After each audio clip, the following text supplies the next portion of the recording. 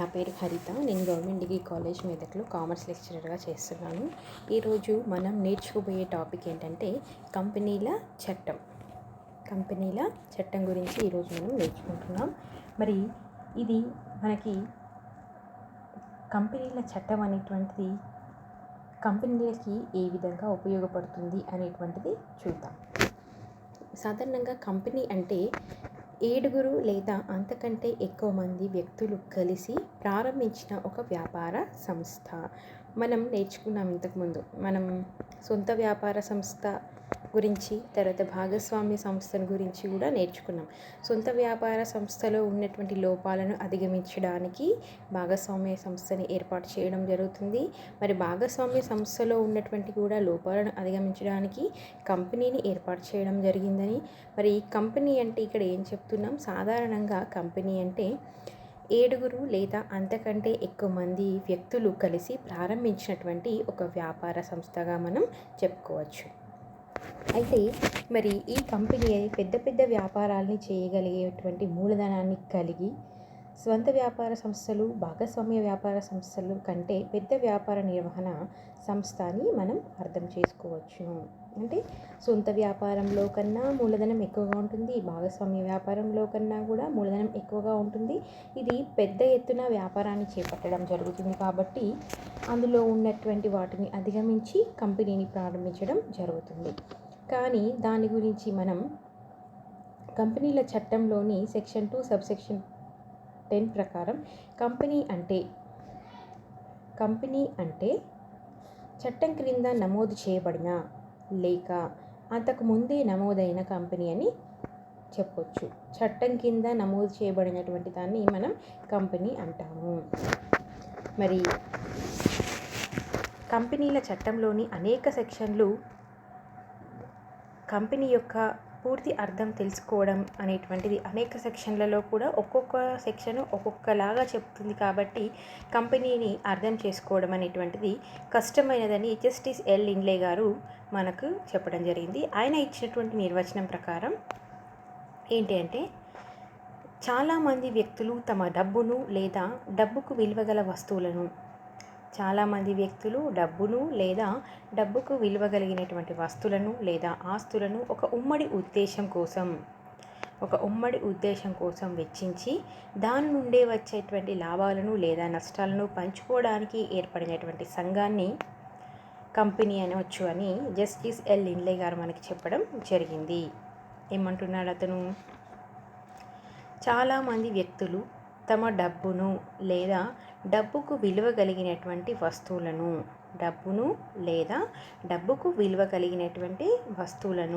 లేదా ఆస్తులను ఒక ఉమ్మడి ఉద్దేశం కోసం వెచ్చించి, అంటే అందరి ప్రయోజనం కోసం ఉమ్మడి ఉద్దేశం కోసం వెచ్చించి దాని నుండి వచ్చేటువంటి లాభాలను లేదా నష్టాలను పంచుకోవడానికి ఏర్పడినటువంటి సంఘాన్ని కంపెనీ అని మనం అంటాము.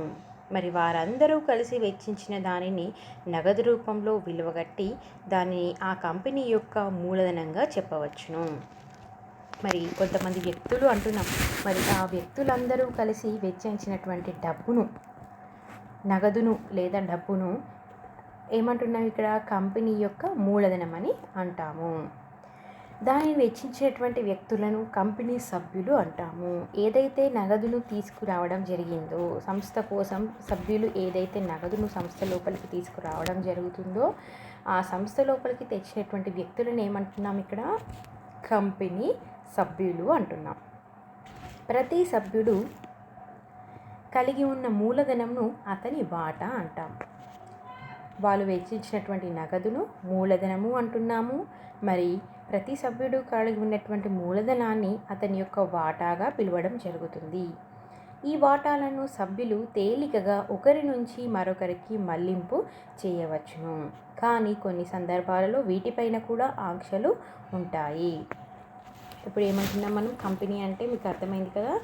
జస్టిస్ ఎల్ లిండ్లే అనేటువంటి వ్యక్తి ఇచ్చినటువంటి నిర్వచనం ప్రకారం చాలామంది వ్యక్తులు తమ డబ్బును లేదా డబ్బుకు విలువ కలిగినటువంటి వస్తువులను లేదా ఆస్తులను ఒక ఉమ్మడి ఉద్దేశం కోసం వెచ్చించి దాని నుండి వచ్చేటువంటి లాభాలను నష్టాలను పంచుకోవడానికి ఏర్పడినటువంటి సంఘాన్ని కంపెనీ అంటాము అని చెప్పడం జరిగింది. మరి అయితే ఆ నగదు రూపంలో ఇచ్చినటువంటి ఆ మొత్తాన్ని కంపెనీ యొక్క మూలధనంగా పరిగణించారు.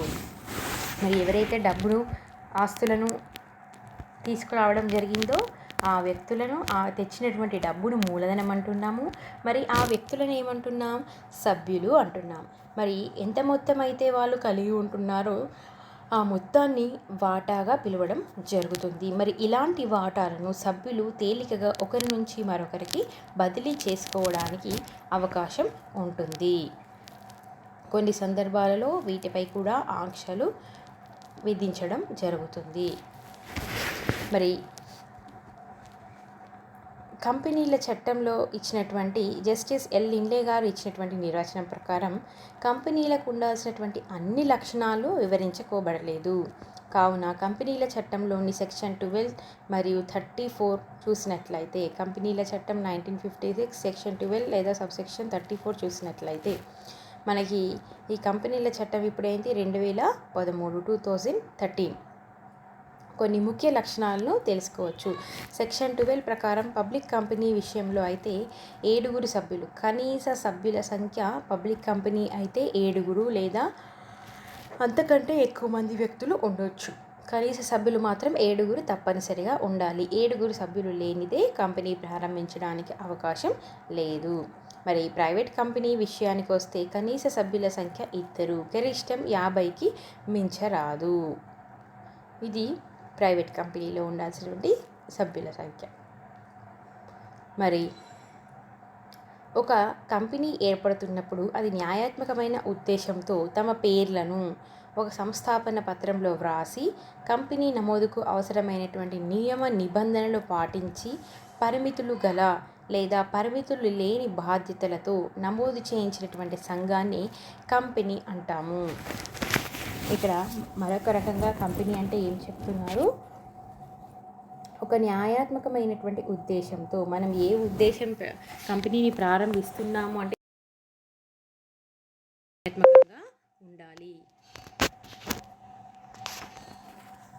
న్యాయాత్మకంగా ఉండాలి. మరి న్యాయాత్మకమైనటువంటి ఉద్దేశంతో కంపెనీలో ఉన్నటువంటి సభ్యులు తమ పేర్లను ఒక సంస్థాపన పత్రంలో వ్రాసి కంపెనీ నమోదుకు అవసరమైనటువంటి నిబంధనలు పాటించి, ఒక సంస్థాపన పత్రంలో వ్రాసి కంపెనీకి అవసరమైనటువంటి నిబంధనలు పాటించి పరిమితులు గల పరిమితులు లేని బాధ్యతలతో నమోదు చేయించినటువంటి సంఘాన్ని కంపెనీ అంటాము. మరి సెక్షన్ 34 సబ్సెక్షన్ 2 ప్రకారం నమోదు చేయబడినటువంటి తేదీ నుండి సంస్థాపన పత్రంలో పేర్లు ఇవ్వబడిన వ్యక్తులందరూ అందులో ఇచ్చినటువంటి పేరుతో ఒక నమోదు చేయబడిన కాయం అవుతుంది, అంటే కార్పొరేట్ బాడీ అవుతుంది. ఇక్కడ ఏమంటున్నాం? నమోదు చేయబడిన తేదీ నుండి సంస్థాపన పత్రంలో పేర్లు ఇవ్వబడిన వ్యక్తులందరూ ఏ తేదీనైతే నమోదు చేయడం జరుగుతుందో ఆ నమోదు చేయబడినటువంటి తేదీ నుండి సంస్థాపన పత్రంలో ఇచ్చినటువంటి పేర్లు ఇవ్వబడిన వ్యక్తులందరూ అందులో ఇచ్చినటువంటి పేరుతో ఒక నమోదు చేయబడినటువంటి కాయంగా మారిపోతుంది, అంటే కార్పొరేట్ బాడీ అంటాం దీన్ని. మరి దీనికి నమోదు చేయబడిన కంపెనీల హక్కులన్నీ అనగా శాశ్వతమైన పారంపర్య అధికారం మరియు అధికార ముద్ర లభిస్తాయి. సంస్థాపన పత్రం ప్రకారం నమోదు చేయబడినటువంటి కంపెనీకి ఏం లభిస్తున్నాయంట? శాశ్వత పారంపర్య అధికారం మరియు అధికార ముద్ర, ఈ రెండు కూడా నమోదు చేయబడినటువంటి కంపెనీకి లభిస్తాయి. ఇవే కాకుండా ఒక నమోదు చేయబడిన కంపెనీకి అనేకమైనటువంటి ప్రయోజనాలు కూడా ఉన్నాయి. మరి కంపెనీ నమోదు చేయడం వల్ల ఇంకా అమోఘమైనటువంటి ప్రయోజనాలు కంపెనీకి లభిస్తాయి. అందులో నెంబర్ 1 ఇక్కడ చూడండి, చట్టం ప్రకారం కంపెనీని నమోదు చేయడం వల్ల కలిగేటువంటి ప్రయోజనాలు ఏమున్నాయి? ఇక్కడ నమోదు చేయబడినటువంటి కాయం, రెండవది శాశ్వత పారంపర్య అధికారం, మూడవది అధికార ముద్ర, 4 వాటా మూలధనం. నెక్స్ట్ వన్ వాటాల బదిలీ అధికారం. నెక్స్ట్ వన్ సభ్యుల పరిమిత బాధ్యత. నెక్స్ట్ వన్ కంపెనీ నిర్వహణ. నెక్స్ట్ వన్ కంపెనీ పౌరుడు కాదు. ఇవన్నీ కూడా కంపెనీని నమోదు చేయడం వలన కంపెనీకి కలిగేటువంటి ప్రయోజనాలు. అందులో మొదటిది నమోదు చేయబడినటువంటి ఖాయం. 8 పాయింట్లు ఉన్నాయి కదా, కంపెనీ నమోదు చేయడం వల్ల కలిగేటువంటి ప్రయోజనాలు 8 ఉన్నాయి. అందులో మొదటిది ఏంటి? నమోదు చేయబడినటువంటి ఖాయం. పబ్లిక్ కంపెనీ అయినా లేదా ప్రైవేట్ కంపెనీ అయినా చట్టం క్రింద తప్పకుండా నమోదు చేయవలెను. పబ్లిక్ కంపెనీ అయినా లేదా ప్రైవేట్ కంపెనీ అయినా కంపెనీల చట్టం ప్రకారం తప్పకుండా నమోదు చేయించవలెను. నమోదు చేయబడిన వెంటనే దానిని ఒక ప్రత్యేక ఖాయంగా మరియు న్యాయాత్మకమైనటువంటి వ్యక్తిత్వంగా గుర్తిస్తారు.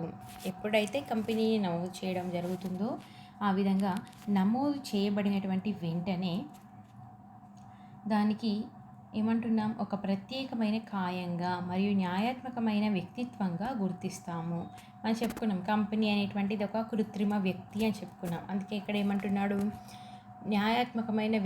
ప్రత్యేకమైనటువంటి ఖాయంగా ఏర్పడుతుంది మరియు న్యాయాత్మకమైన వ్యక్తిత్వంగా గుర్తిస్తారు. లీగల్ పర్సనాలిటీ అని కూడా అంటారు. అది సొంత పేరుతో కాంట్రాక్టులు చేయవచ్చు, ఆస్తులను పొందవచ్చు, ఆస్తులను అమ్మవచ్చు, అప్పులు చేయవచ్చు, కోర్టులలో దావాలు వేయవచ్చును మరియు దానిపై కూడా ఇతరులు దావా వేయవచ్చును. ఇవన్నీ కూడా కంపెనీల చట్టం ప్రకారం నమోదు చేసినప్పుడు మాత్రమే కలిగేటువంటి ప్రయోజనాలు. మనం చెప్పుకున్నాం కదా, కంపెనీని నమోదు చేయడం వలన కంపెనీకి కలిగేటువంటి ప్రయోజనాల్లో మొదటిదైనటువంటిది నమోదు చేయబడినటువంటి ఖాయం. ఇందులో మనం ఏం చెప్పుకున్నాం?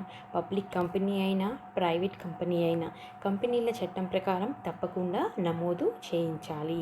మరి ఈ విధంగా నమోదు చేయబడినటువంటి వెంటనే దానిని ఒక ప్రత్యేకమైనటువంటి ఖాయంగా కార్పొరేట్ బాడీ అని పిలవడం జరుగుతుంది. ఇది న్యాయాత్మకమైన వ్యక్తిత్వంగా గుర్తిస్తారు. కంపెనీని నమోదు చేయడం వల్లనే దాన్ని న్యాయాత్మకమైన వ్యక్తిత్వంగా కూడా గుర్తించడం జరుగుతుంది. ఇది సొంత పేరుతో కంపెనీ సొంత పేరుతో కాంట్రాక్టులు చేయవచ్చును, ఆస్తులు అమ్మవచ్చును, అప్పులు చెల్లించవచ్చును, కోర్టులలో దావాలు కూడా వేయవచ్చును మరియు దానిపై ఇతరులు కూడా దావా వేయడానికి అవకాశం ఉంటుంది. ఎప్పుడైతే కంపెనీల చట్టం ప్రకారం కంపెనీని నమోదు చేస్తున్నామో ఆ విధంగా నమోదు చేయడం వల్ల చట్టం నుండి పొందేటువంటి ప్రయోజనాలు, చట్టం ప్రకారం అందే ప్రయోజనాలన్నీ కూడా కంపెనీకి లభిస్తాయి. నెక్స్ట్ వన్ శాశ్వత పారంపర్య అధికారం. దీన్ని పర్పెచువల్ సక్సెషన్ అంటాం. Perpetual succession. నమోదు చేయబడిన కంపెనీ దాని సభ్యుల జీవిత కాలాలలో లేదా వారి యొక్క మార్పులతో సంబంధం లేకుండా చట్టం ప్రకారం నమోదు చేయబడినటువంటి కంపెనీ వారి యొక్క సభ్యుల జీవితాలలో లేదా కంపెనీ వారి యొక్క సభ్యుల మార్పులలో సంబంధం లేకుండా న్యాయశాస్త్రం దృష్టిలో అది ఎప్పటికీ కూడా జీవించే ఉంటుంది. సభ్యులు సొంత వ్యాపారంలో లాగా సభ్యులు మరణించినట్లయితే వ్యాపారాన్ని మూసివేయడం, భాగస్వామ్య వ్యాపారంలో లాగా భాగస్తులు మరణించినట్లయితే వ్యాపారాన్ని మూసివేయడం అనేటువంటిది ఇక్కడ జరగదు. ఎందుకు అంటే ఇక్కడ వాటాదారులు లేదా సభ్యులు అనేటువంటి వాళ్ళు ఎక్కువ సంఖ్యలో ఉంటారు. ఒకరు మరణించడం వల్ల కంపెనీని మూసివేయడం అనేటువంటిది జరగదు. అందుకే ఇక్కడ ఏమంటున్నాం? శాశ్వత పారంపర్య అధికారం. కంపెనీ అనేటువంటిది నమోదు చేయబడిన వెంటనే దాని సభ్యుల జీవితాలతో లేదా వారి యొక్క మార్పులతో సంబంధం లేకుండా న్యాయశాస్త్రం దృష్టిలో జీవించి ఉంటుంది. సభ్యులు మరణించిన లేదా వాటాలను మళ్లించిన అందులో కనీస సంఖ్యలో సభ్యులు ఉన్నంత వరకు అది కొనసాగుతూనే ఉంటుంది. అంటే మనం ఇందాక చెప్పుకున్నాం, ఉన్నటువంటి వాటాదారులు తమ వాటాలను స్వేచ్ఛగా ఒకరి నుంచి మరొకరు బదిలీ చేసుకోవచ్చును అని చెప్పుకున్నాం. ఆ విధంగా వాటాదారులు వాటాలను బదిలీ చేసుకోవచ్చును. సో ఏ విధంగా అయినప్పటికీ కూడా కంపెనీ అనేటువంటిది సభ్యుల జీవితాలతో సంబంధం లేకుండా కొనసాగుతూ ఉంటుంది. అందుకే దీన్ని ఏమంటున్నాం? శాశ్వత పారంపర్య అధికారం. నెక్స్ట్ వన్ అధికార ముద్ర కామన్ సీల్. మరి కంపెనీ అనేటువంటిది ఒక కృత్రిమమైన వ్యక్తి అన్నాం. కంపెనీని న్యాయాత్మక వ్యక్తిత్వంగా గుర్తించాము అని చెప్పాం. ఎప్పుడు? చట్టం ప్రకారం నమోదు చేయబడిన తర్వాత. మరి అలాంటి వ్యక్తి ఆస్తులను అమ్మొచ్చు, కాంట్రాక్ట్లు చేసుకోవచ్చు, అప్పులను చెల్లించవచ్చు అని చెప్పాం. మరి అది ఏ విధంగా చేస్తుంది అంటే ఈ అధికార ముద్ర ద్వారానే జరుగుతుంది. కంపెనీకి తన నమోదు చేయబడినటువంటి పేరుతో కాంట్రాక్ట్ చేయడానికి ఏ పేరు మీద అయితే కంపెనీని నమోదు చేస్తున్నాం, for example XYZ limited company అంటున్నాం.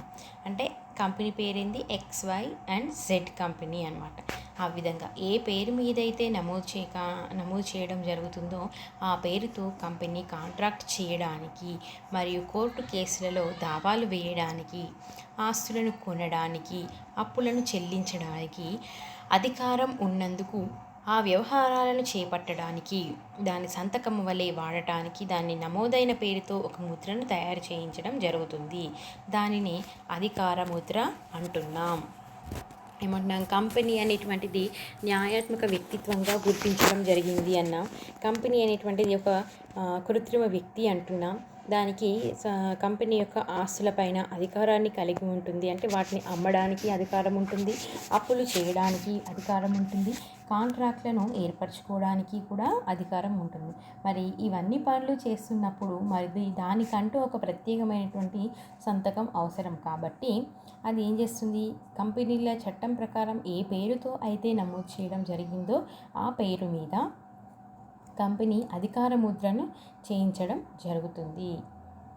దీన్ని అధికార ముద్ర అంటాం. ఈ అధికార ముద్రతోనే కంపెనీ అనేటువంటిది చెల్లుతుంది. ఈ ముద్ర ఉంటేనే కంపెనీలో జరిగే వ్యవహారాలకి అది చట్టబద్ధమైనవి అని అర్థం అన్నమాట.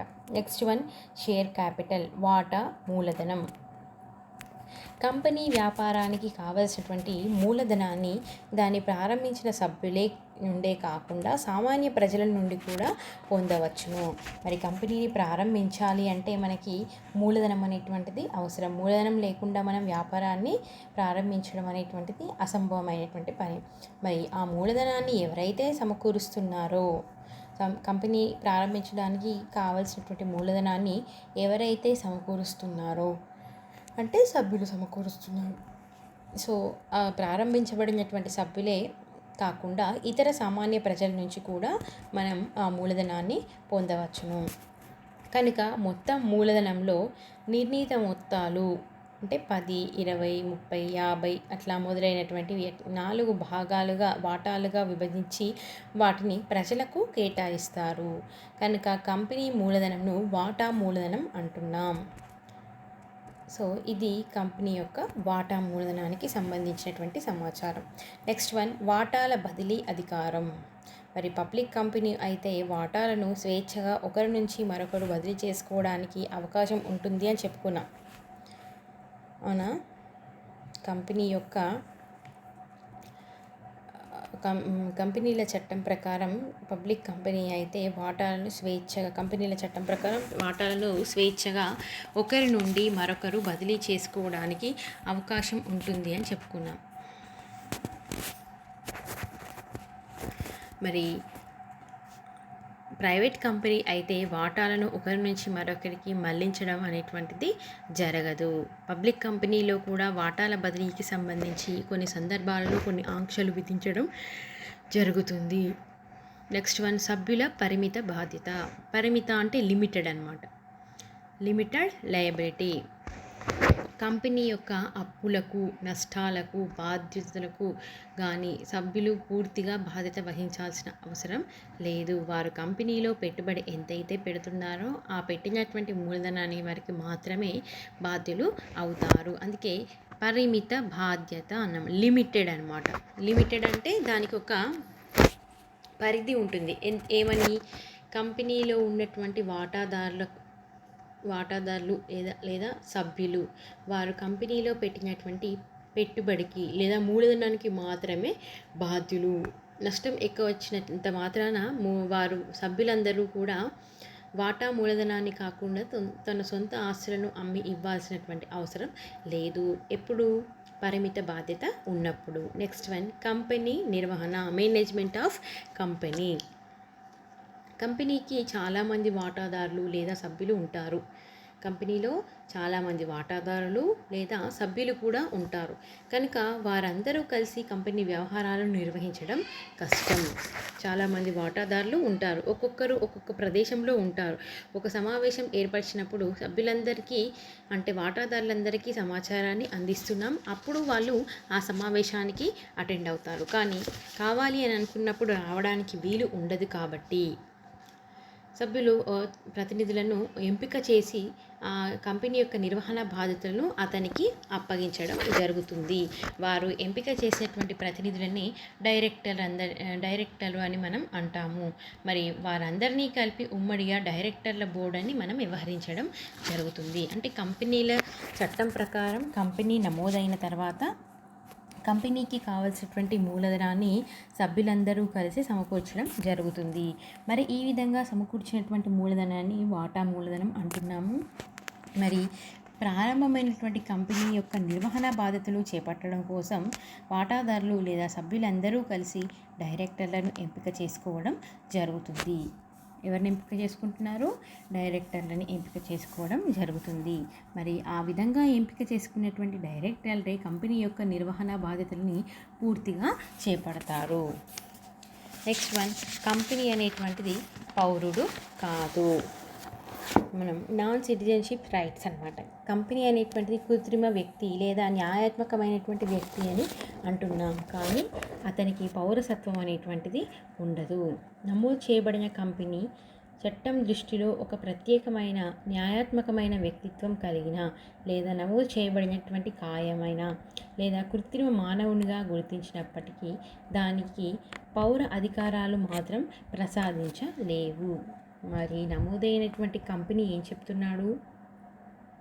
నమోదైనటువంటి కంపెనీ కృత్రిమంగా నమోదు చేయబడినప్పుడు కృత్రిమ వ్యక్తి అని మరియు న్యాయాత్మకమైనటువంటి వ్యక్తి అని మనం గుర్తిస్తున్నాం. ఆ విధంగా గుర్తించినప్పటికీ కూడా దానికి అధికారాలు, పౌర అధికారాలు అనేటువంటివి లభించవు. కావున ఒక కంపెనీ పార్లమెంటులో లేదా శాసనసభలకు లేదా స్థానిక ప్రభుత్వాలకు అయ్యే ఎన్నికల్లో పోటీ చేయడం కానీ లేదా ఓటు వేయడం కానీ చెయ్యలేదు. అది కేవలం కృత్రిమ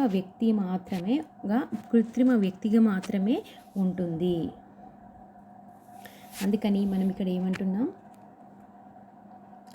కంపెనీ పార్లమెంటు లేదా శాసనసభలకు లేదా స్థానిక ప్రభుత్వ సంస్థలకు అయ్యే అటువంటి ఎన్నికలలో పోటీ చేయడం కానీ లేదా ఓటు వేయడం కానీ చెయ్యలేదు. ఎందుకంటే సాధారణ పౌరునికి ఉండేటువంటి అధికారాలు అతనికి లభించలేవు కాబట్టి. సో కంపెనీల చట్టం ప్రకారం కంపెనీని నమోదు చేయడం వల్ల కలిగేటువంటి ప్రయోజనాలు. మొదటిది ఏంటి? నమోదు చేయబడినటువంటి ఖాయం. కంపెనీల చట్టం ప్రకారం కంపెనీని నమోదు చేయడం వల్ల కంపెనీకి ఒక ప్రత్యేకమైనటువంటి వ్యక్తిత్వం లేదా కృత్రిమ వ్యక్తిగా, న్యాయాత్మకమైనటువంటి వ్యక్తిగా గుర్తింపు అనేటువంటిది లభిస్తుంది. రెండవది శాశ్వత పారంపర్య అధికారం. శాశ్వత పారంపర్య అధికారం అనేటువంటిది లభిస్తుంది. అంటే కంపెనీ అనేటువంటిది సొంత వ్యాపారంలో లాగా, భాగస్వామ్య వ్యాపారంలో లాగా భాగస్థులు మరణించిన వెంటనే మూసివేయడం అనేటువంటిది జరగదు. మరి కంపెనీలో వాటాదారులు అనేక సంఖ్యలో ఉంటారు. ఒక వాటాదారులు మరణించినంత మాత్రాన ఆ కంపెనీని మూసివేయడం అనేటువంటిది జరగదు. ఇది శాశ్వత పారంపర్య అధికారాన్ని కలిగి ఉంటుంది. కంపెనీలో ఉన్నటువంటి సభ్యులతో సంబంధం లేకుండా, కంపెనీలో ఉన్నటువంటి సభ్యులతో వారి యొక్క జీవితాలతో సంబంధం లేకుండా కంపెనీ కొనసాగుతూనే ఉంటుంది. అందుకోసమే దీన్ని ఏమంటున్నాం? శాశ్వత పారంపర్య అధికారం. నెక్స్ట్ వన్, అధికార ముద్ర. మరి కంపెనీకి ప్రత్యేకమైన వ్యక్తిగా లేదా న్యాయాత్మకమైన వ్యక్తిగా గుర్తించడం జరుగుతుంది ఎప్పుడు కంపెనీని చట్టం ప్రకారం నమోదు చేసిన తర్వాత. మరి ఈ విధంగా కంపెనీకి ప్రత్యేకమైనటువంటి వ్యక్తిగా గుర్తింపు జరుగుతుంది కాబట్టి మనం కంపెనీకి గుర్తింపు జరుగుతుంది కాబట్టి దానికంటూ మరి సహజమైనటువంటి వ్యక్తి వలె సంతకాలు చేయడము అలాంటివి ఉండదు. కాబట్టి ఇంతకుముందు ప్రత్యేకమైన వ్యక్తిగా గుర్తింపు జరిగిన తర్వాత మరి ఇది సాధారణంగా అమ్మకాలు జరపడం కానీ, కాంట్రాక్టులు ఏర్పాటు చేసుకోవడం కానీ అప్పులు చేయడం కానీ ఇవన్నీ కార్యక్రమాలు చేపడుతుంది. కాబట్టి దానికంటూ ఒక అధికార ముద్రని మనం చేయించాలి. అంటే కంపెనీ నమోదు చేయబడినటువంటి పేరు మీద కంపెనీకి అధికార ముద్ర అనేటువంటిది మనం తయారు చేయించడం జరుగుతుంది. అంటే అది చేసేటువంటి వ్యవహారాలపైన ఏ వ్యవహారాలు అయితే చేస్తుందో ఆ వ్యవహారాల మీద దాని యొక్క అధికార ముద్రని దానికి ఒక సంతకము వలె ఉపయోగపడుతుంది. నెక్స్ట్ వన్ వాటా మూలధనం. మరి కంపెనీ సభ్యులు కంపెనీలో పెట్టినటువంటి పెట్టుబడిని వాటా మూలధనం అంటున్నాం. సో వారు వాటా మూలధనం అంటున్నాం కాబట్టి వాళ్ళని వాటాదారులు అని చెప్పడం జరుగుతుంది. మరి ఈ వాటా మూలధనం కూడా సభ్యులందరూ కలిసి వెచ్చించిందే అవుతుంది. ఇది వాటాదారుల నుండే కాకుండా సామాన్య ప్రజల నుండి కూడా వాటా మూలధనాన్ని మనం పొందవచ్చును. అయితే మొత్తం మూలధనంలో నిర్ణీత మొత్తాలు 10, 20, 30, 40, 50 మొదలైనటువంటి వాటిగా విభజించి వాటిని ప్రజలకు కేటాయించడం జరుగుతుంది. కనుక కంపెనీ మూలధనంను వాటా మూలధనం అంటాము. నెక్స్ట్ వన్ వాటాల బదిలీ అధికారం.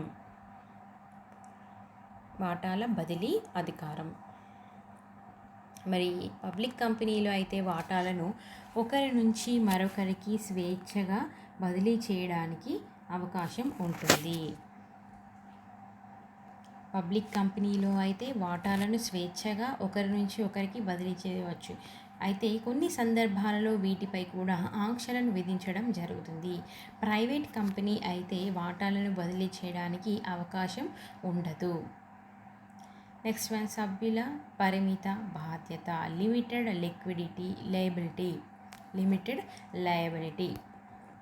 కంపెనీ అప్పులకు, నష్టాలకు, బాధ్యతలకు దాని సభ్యులు పూర్తిగా బాధ్యత వహించవలసిన అవసరం లేదు. కంపెనీకి నష్టం జరిగినట్లయితే లేదా కంపెనీకి అప్పులు ఉన్నట్లయితే కంపెనీలో ఉన్నటువంటి సభ్యులందరూ కూడా పూర్తి బాధ్యత వహించాల్సిన అవసరం లేదు. వారి వాటా మూలధనం ఎంతవరకైతే ఉంటుందో అంతవరకు మాత్రమే వారికి బాధ్యత ఉంటుంది. అంతకంటే ఎక్కువ అప్పులు చేసినప్పటికీ కూడా వాటిని తీర్చడానికి వారి వాటాదారులు తమ సొంత ఆస్తులను అమ్మి ఇవ్వాల్సినటువంటి అవసరం లేదు. కాబట్టి దీన్ని ఏమంటున్నాం? పరిమిత రుణ బాధ్యత. నెక్స్ట్ వన్ కంపెనీ నిర్వహణ. మరి కంపెనీలో వాటాదారులందరూ కలిసి కంపెనీకి సంబంధించినటువంటి నిర్వహణ బాధ్యతలను చేపట్టలేరు. కాబట్టి కంపెనీలో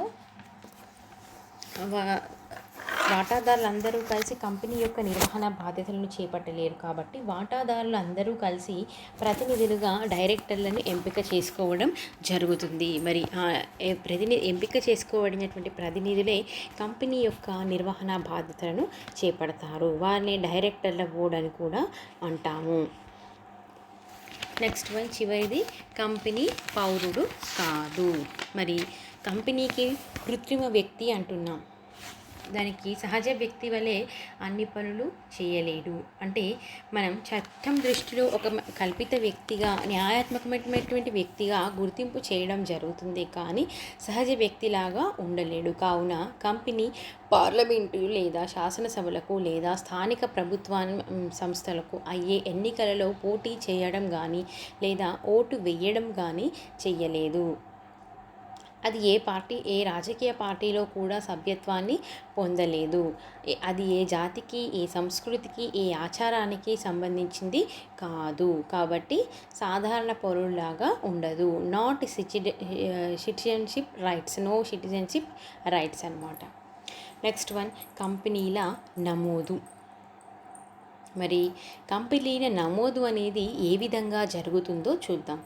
భారతదేశంలో ప్రారంభం చేయబడిన ప్రతి కంపెనీ తప్పకుండా చట్టం ప్రకారం నమోదు చేయించబడవలెను. భారతదేశంలో ఉండేటువంటి ప్రతి కంపెనీ కూడా ప్రారంభం చేయబడినటువంటి ప్రతి కంపెనీ కూడా భారతదేశంలో ప్రారంభం చేయబడినటువంటి ప్రతి కంపెనీ, పబ్లిక్ కంపెనీ అయినా సరే, ప్రైవేట్ కంపెనీ అయినా సరే, తప్పనిసరిగా కంపెనీల రిజిస్టర్ దగ్గర రిజిస్టర్ చేయించడానికి కొన్ని నమోదు చేయించుకోవాలి. అయితే నమోదు చేయించడానికి కంపెనీ సంస్థాపన జరగడానికి రాష్ట్రపు రిజిస్ట్రార్కు కొన్ని పత్రాలను సమర్పించవలసి ఉంటుంది. అందులో మొదటిది సంస్థాపన పత్రం. కంపెనీ ప్రారంభం కావాలి అంటే, నమోదు చేయించబడాలి అంటే కంపెనీకి సంస్థాపన పత్రం అనేటువంటిది అవసరం. సంస్థాపన పత్రం అంటే ఇది చాలా ముఖ్యమైనటువంటి పత్రం. దీనిలో ఆ కంపెనీకి సంబంధించినటువంటి 5 మూల సూత్రాలు లేదా ముఖ్య షరతులు వ్రాయబడి ఉంటాయి. కంపెనీ ప్రారంభించడానికి కావాల్సినటువంటి అతి ముఖ్యమైన పత్రాలు ఏంటి అంటే సంస్థాపన పత్రం. మరి ఈ సంస్థాపన పత్రంలో కంపెనీకి సంబంధించిన 5 మూల సూత్రాలు లేదా ముఖ్య షరతులు వ్రాయబడి ఉంటాయి. ఈ పత్రమును అనేక కాపీలలో ముద్రలు వేయించి ఆ కాపీలను కావాలని వ్రాతపూర్వకంగా అడిగిన వాటాదారులకు పంపించడం జరుగుతుంది. ఈ సంస్థాపన పత్రాన్ని అనేక కాపీలలో అంటే సెట్స్ అన్నమాట, అనేక కాపీలలో ముద్రించడం జరుగుతుంది. వ్రాతపూర్వకంగా ఎవరైతే అడుగుతారో, వ్రాతపూర్వకంగా అడిగినటువంటి వాటాదారులకు మాత్రమే ఈ సంస్థాపన పత్రానికి సంబంధించినటువంటి కాపీలను పంపించడం జరుగుతుంది. మరియు దానిని కంపెనీ యొక్క ప్రధాన కార్యాలయంలో లేదా కంపెనీ యొక్క రిజిస్ట్రార్ కార్యాలయంలో వాటాదారులు పరిశీలించుకోవడానికి వీలుగా ఉంచుతాము. కంపెనీ యొక్క సంస్థాపన పత్రాన్ని కంపెనీ యొక్క ప్రధాన కార్యాలయంలో కానీ లేదా రాష్ట్ర రిజిస్ట్రార్ కార్యాలయంలో కానీ వాటాదారులు పరిశీలించుకోవడానికి వీలుగా ఉంచుతాము. మరి ఈ కంపెనీలో ఉండేటువంటి 5 ముఖ్య విషయాలు ఏంటి అనేటువంటిది చూద్దాం. మొదటిది కంపెనీ యొక్క పేరు లేదా నామము, దీన్నే నామధేయపు క్లాస్ అంటాం. నెక్స్ట్ వన్ కంపెనీ యొక్క ప్రధాన కార్యాలయపు చిరునామా, కంపెనీ మెయిన్ హెడ్ ఆఫీస్ యొక్క అడ్రస్ అన్నమాట. కంపెనీ యొక్క ఉద్దేశాలు, ఆబ్జెక్టివ్స్ ఆఫ్ కంపెనీ, కంపెనీ యొక్క మూలధనం. నెక్స్ట్ వన్ వాటాదారుల బాధ్యత పరిమితి, వాటాదారుల బాధ్యత పరిమితి. ఇవన్నీ కూడా కంపెనీ యొక్క సంస్థాపన పత్రంలో ఉన్నటువంటి 5 ముఖ్య విషయాలు లేదా వీటిని 5 ముఖ్య షరతులు, సూత్రాలు అని కూడా చెప్పుకోవచ్చును. అయితే ఈ 5 విషయాలకు వివరంగా 5 పారాగ్రాఫ్లో వ్రాసి వాటి చివరిలో కనీసం 7 సభ్యుల పేర్లు, వారి యొక్క వయస్సులు, వారి యొక్క చిరునామాలు, వారికి ఉన్నటువంటి వాటాలను వ్రాసి సంతకాలను పెట్టించడం జరగాలి. కంపెనీ యొక్క సంస్థాపన పత్రంలో 5 ముఖ్య విషయాలు లేదా 5 ముఖ్య సూత్రాలు ఉంటాయని చెప్పుకున్నాం. అవేంటి? కంపెనీ యొక్క పేరు లేదా నామము, name of the company, company యొక్క ప్రధాన కార్యాలయపు చిరునామా అంటే అడ్రస్, కంపెనీ యొక్క ముఖ్య ఉద్దేశాలు, కంపెనీ యొక్క మూలధనం మరియు వాటాదారుల బాధ్యత పరిమితి. ఇవన్నీ కూడా ఉన్నటువంటి ముఖ్య సూత్రాలు లేదా ముఖ్యమైనటువంటి విషయాలు. మరి ఈ విధంగా ఈ 5 విషయాలను వివరంగా వేరే వేరు పేరాలలో వ్రాసి వాటి చివరిలో కనీసం 7 సభ్యుల పేర్లు, పబ్లిక్ కంపెనీలు అయితే 7 సభ్యులు, ప్రైవేట్ కంపెనీలు అయితే 2 సభ్యులు సంతకాలు చేయవలసి ఉంటుంది. మరి ఆ సంతకాలు చేసేటువంటి వ్యక్తుల యొక్క చిరునామాలు, వాటాలు, వారి యొక్క వయస్సు, వారి యొక్క సంతకాలను అవన్నీ కూడా వ్రాసి సంతకాలను తీసుకోవాలి. కంపెనీ వారు ఈ పత్రంలో ఇచ్చిన షరతులను తప్పకుండా పాటించాలి. కంపెనీ వారు ఈ సంస్థాపన పత్రంలో ఇచ్చినటువంటి షరతులను తప్పకుండా పాటించాలి. వాటిని అతిక్రమణ చేయరాదు. నెక్స్ట్ వన్, కంపెనీ యొక్క పత్రాలలో అతి ముఖ్యమైనటువంటిది కంపెనీ యొక్క నియమావళి, ఆర్టికల్స్ ఆఫ్ అసోసియేషన్ అంటాం దీన్ని. సంస్థాపన పత్రంతో పాటు కంపెనీకి మరొక ముఖ్యమైనటువంటి పత్రం ఏంటి అంటే నియమావళి. కంపెనీ నిర్వహించడానికి తయారు చేసుకున్నటువంటి నియమ నిబంధనలో కూడుకున్నటువంటి పత్రం కంపెనీ యొక్క నియమావళి. మరి ఇందులో వాటాదారులకు ఉండేటువంటి హక్కులు, అధికారాలు, విధులు, ఈ పత్రంలో ఏముంటున్నాయి, కంపెనీ యొక్క నిర్వహణకు సంబంధించి ముఖ్యమైనటువంటి నియమ నిబంధనలు ఉంటున్నాయి అంటున్నాం. మరి ఇందులో ఉండేటువంటివి ఏంటి, డైరెక్టర్ల యొక్క వాటాదారులకు ఉండేటువంటి హక్కులు, అధికారాలు, డైరెక్టర్ల యొక్క నియామకం, వారి యొక్క అధికారాలు, విధులు, వారికి చెల్లించేటువంటి ప్రతిఫలం, మరి కంపెనీ సమావేశాలను నిర్వహించేటువంటి నిబంధనలు, ఇవన్నీ కూడా ఈ కంపెనీ యొక్క నియమావళి పత్రంలో పొందుపరచబడినటువంటి విషయాలు. నెక్స్ట్ వన్, మరి ఇందులో కంపెనీ పరిసమాప్తి మొదలగు విషయాలు కూడా వ్రాయబడి ఉంటాయి. కంపెనీ కూడా వాటికి కట్టుబడి ఉండవలను. ఈ పత్రం మీద కూడా కంపెనీ సంస్థాపన పత్రంపై సంతకం చేసిన వ్యక్తుల సంతకాలు ఉండాలి. ఈ సంస్థాపన పత్రంలో ఎవరైతే సంతకాలు చేస్తున్నారో ఆ విధంగానే నియమావళిలో కూడా వారు సంతకాలను చేయవలసి ఉంటుంది. నెక్స్ట్ వన్, డైరెక్టర్లుగా వ్యవహరించడానికి వాగ్దానం చేసిన వ్యక్తులు, డైరెక్టర్లుగా కంపెనీ మేనేజ్మెంట్ను అంటే కంపెనీ యొక్క నిర్వహణ బాధ్యతలను చూసుకోవడానికి వాటాదారులందరూ కలిసి ఎన్నుకోబడినటువంటి ప్రతినిధులని డైరెక్టర్లు అంటున్నాం. మరి ఈ విధంగా ఎన్నుకోబడినటువంటి డైరెక్టర్లుగా వ్యవహరించడానికి వాగ్దానం చేసినటువంటి వ్యక్తులు కంపెనీలో వాటాలు కొంటామని మరియు బాధ్యతతో డైరెక్టర్లుగా వ్యవహరిస్తామని వ్రాసి ఇచ్చినటువంటి నివేదిక. ఎవరైతే కంపెనీలో డైరెక్టర్లుగా నియమితులు అవుతున్నారో ఆ వ్యక్తులు కంపెనీలో వాటాలు కొంటామని మరియు బాధ్యతతో డైరెక్టర్లుగా వ్యవహరిస్తామని వ్రాసి ఇచ్చినటువంటి నివేదిక. నెక్స్ట్ వన్, కంపెనీ యొక్క పూర్తి వాటా మూలధనపు వివరాలతో తయారు చేయబడినటువంటి నివేదిక. కంపెనీ యొక్క పూర్తి వాటా మూలధనపు వివరాలతో తయారు చేయబడినటువంటి నివేదిక. నెక్స్ట్ తర్వాతది, కంపెనీ చట్టం ప్రకారం నమోదు చేయించడానికి అన్ని విషయాలను పూర్తిగా చదివేసి, అంటే కంపెనీ చట్టం ప్రకారం నమోదు చేయించడానికి కావలసినటువంటి అన్ని విషయాలను పూర్తి చేశామని ఒక హైకోర్టు న్యాయవాది లేదా సుప్రీంకోర్టు న్యాయవాది కానీ లేదా చార్టెడ్ అకౌంటెంట్ కానీ ఇచ్చినటువంటి ధృవపత్రం అవసరం. మరి ఈ పత్రాలన్నింటినీ కూడా కంపెనీల రిజిస్ట్రార్కు అందించిన తర్వాత ఈ సంస్థాపన పత్రం, కంపెనీ యొక్క నియమావళి, అదేవిధంగా మరి డైరెక్టర్లకిగా నియమించబడేటువంటి వ్యక్తుల యొక్క డైరెక్టర్లుగా వ్యవహరిస్తామని వ్రాసి ఇచ్చినటువంటి పత్రము మరియు మూలధన వివరాలతో తయారు చేయబడినటువంటి ఒక నివేదిక, ఇవన్నీ కూడా కంపెనీ చట్టం ప్రకారం అమలు చేయడానికి ఉండాల్సినటువంటి లక్షణాలు. హైకోర్టు న్యాయవాది కానీ లేదా సుప్రీంకోర్టు న్యాయవాది కానీ లేదా చార్టెడ్ అకౌంటెంట్ కానీ ఇచ్చినటువంటి ధృవపత్రం కూడా అవసరమే. మరి ఈ పత్రాలన్నీ కంపెనీల రిజిస్ట్రార్కు అందించిన తర్వాత రిజిస్ట్రార్ వాటితో సంతృప్తి చెందకపోతే కంపెనీ యొక్క రిజిస్ట్రార్కు ఆనందించి ఆ తర్వాత ఆ రిజిస్ట్రార్కు వాటాతో సంతృప్తి చెందితే ఆ కంపెనీ పేరును కంపెనీల రిజిస్ట్రార్లు నమోదు చేసుకొని అతని సంతకంతో కంపెనీ నమోదు చేయడం జరుగుతుంది.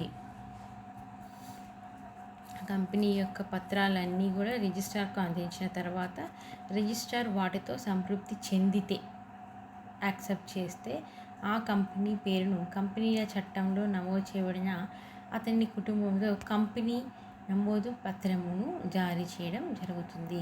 సో ఇది నమోదుకు సంబంధించినటువంటి ప్రక్రియ.